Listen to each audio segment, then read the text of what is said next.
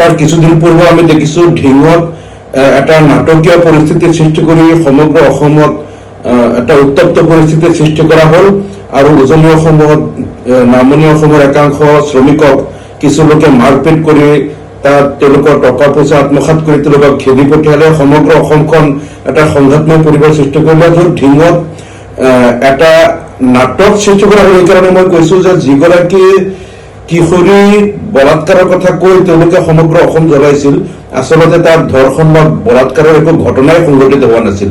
এটো সম্পূর্ণ একটা কাল্পনিক আর একটা মনে খোঁজা অপপ্রচার করে সমগ্র অসমখন উত্তপ্ত করে পেলালে। এইটো আপোনালোকে যদি চাই যে ঢিঙৰ যিগৰাকী কিশোৰী বলাৎকাৰেৰ কথা কৈ তেওঁলোকে সমগ্ৰ অসমত সাম্প্ৰদায়িক উত্তেজনা সৃষ্টি কৰিলে চৰকাৰে, সেই কিশোৰীগৰাকীৰ পৰিয়ালৰ ভাষ্য আপোনালোকে শুনক, কিশোৰীগৰাকীৰ ভাষ্য শুনক। আনকি নগাঁও মেডিকেল কলেজত ছোৱালীজনীৰ তাত পৰীক্ষা কৰা হৈছে, ট্ৰিটমেন্ট কৰা হৈছে, তাতো গৈ মেডিকেল ৰিপৰ্ট চাওক, তাত ধৰ্ষণৰ নিচিনা একো ঘটনাই সংঘটিত হোৱা নাই।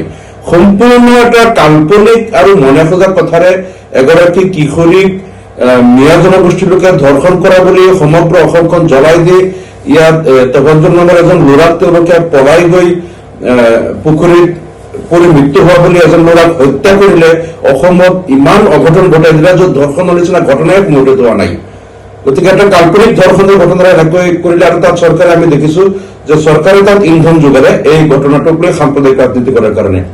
ঠিক সেইদৰে গাহৰি ফাৰ্মক লৈ চৰকাৰে ৰাজনীতি কৰি আছে। গতিকে মই অসমবাসীৰ হৈ মুখ্যমন্ত্ৰী মহোদয়ক অনুৰোধ জনাম যে আপুনি এগৰাকী সাংবিধানিক মুৰব্বী হিচাপে আপুনি এনেধৰণৰ কাম কাজ বা আপোনাৰ চৰকাৰৰ কোনেও যাতে অসমত সংঘাতময় পৰিৱেশ সৃষ্টি কৰাৰ কাৰণে অপচেষ্টা নকৰে। আপুনি কঠোৰ হাতেৰে এনেধৰণৰ ষড়যন্ত্ৰবিলাক আপুনি ব্যৰ্থ কৰক, কঠোৰ হাতেৰে দমন কৰক আৰু চৰকাৰৰ কোনো লোকে বা বিজেপি দলৰ কোনো লোকে বা অন্য কোনো পক্ষই যাতে অসমত সাম্প্ৰদায়িক সংঘাত সৃষ্টি কৰিব নোৱাৰে তাৰ কাৰণে চৰকাৰে কঠোৰ পদক্ষেপ লওক, আমি সেইটো আহ্বান জনাইছো।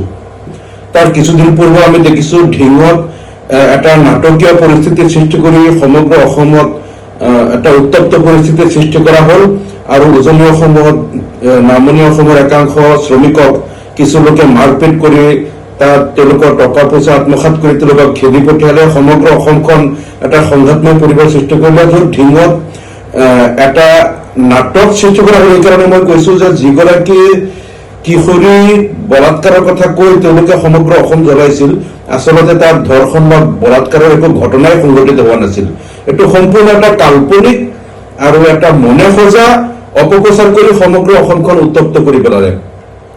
এইটো আপোনালোকে যদি চাই যে ঢিঙৰ যিগৰাকী কিশোৰী বলাৎকাৰেৰ কথা কৈ তেওঁলোকে সমগ্ৰ অসমত সাম্প্ৰদায়িক উত্তেজনা সৃষ্টি কৰিলে চৰকাৰে, সেই কিশোৰীগৰাকীৰ পৰিয়ালৰ ভাষ্য আপোনালোকে শুনক, কিশোৰীগৰাকীৰ ভাষ্য শুনক।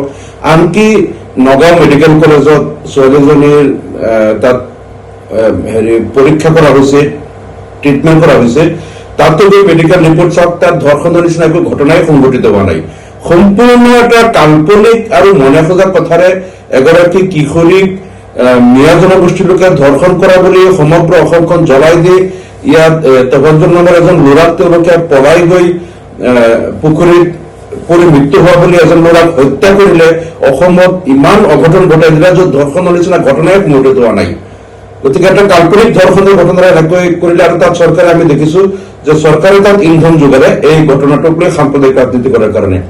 ঠিক সেইদৰে গাহৰি ফাৰ্মক লৈ চৰকাৰে ৰাজনীতি কৰি আছে। গতিকে মই অসমবাসীৰ হৈ মুখ্যমন্ত্ৰী মহোদয়ক অনুৰোধ জনাম যে আপুনি এগৰাকী সাংবিধানিক মুৰব্বী হিচাপে আপুনি এনেধৰণৰ কাম কাজ বা আপোনাৰ চৰকাৰৰ কোনেও যাতে অসমত সংঘাতময় পৰিৱেশ সৃষ্টি কৰাৰ কাৰণে অপচেষ্টা নকৰে। আপুনি কঠোৰ হাতেৰে এনেধৰণৰ ষড়যন্ত্ৰবিলাক আপুনি ব্যৰ্থ কৰক, কঠোৰ হাতেৰে দমন কৰক আৰু চৰকাৰৰ কোনো লোকে বা বিজেপি দলৰ কোনো লোকে বা অন্য কোনো পক্ষই যাতে অসমত সাম্প্ৰদায়িক সংঘাত সৃষ্টি কৰিব নোৱাৰে তাৰ কাৰণে চৰকাৰে কঠোৰ পদক্ষেপ লওক, আমি সেইটো আহ্বান জনাইছো।